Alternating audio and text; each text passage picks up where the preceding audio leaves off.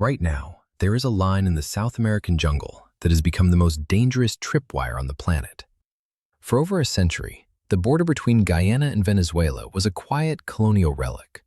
But in 2026, it is a $500 billion fuse that has already begun to burn.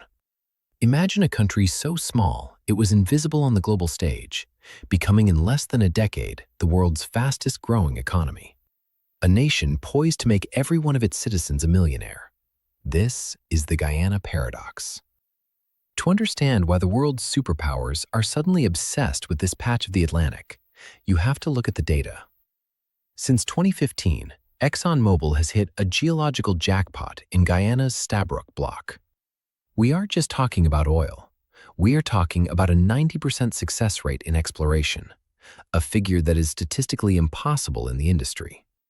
With over 11 billion barrels of high-quality, sweet crude discovered, Guyana now has more oil per capita than any nation on Earth. By next year, this country of just 800,000 people will outproduce OPEC giants like Kuwait. But in a world hungry for energy security, being the new Dubai makes you the ultimate prize. Geography is a cruel master.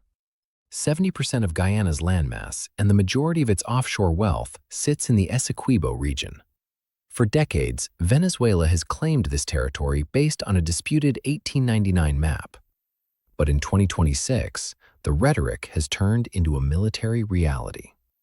Nicolás Maduro's regime, desperate for a lifeline as Venezuela's own oil industry remains crippled by mismanagement, has officially annexed the region on paper. We are now seeing the largest military buildup in South American history.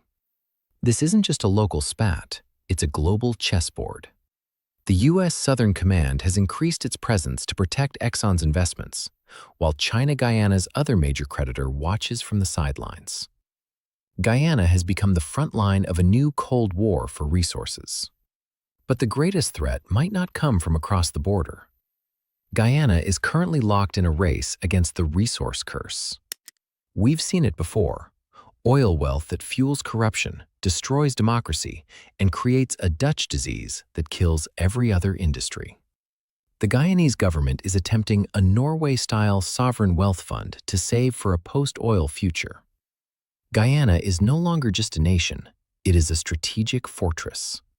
Whether it becomes a global utopia or a casualty of geopolitical greed will define the 21st century in the Western Hemisphere.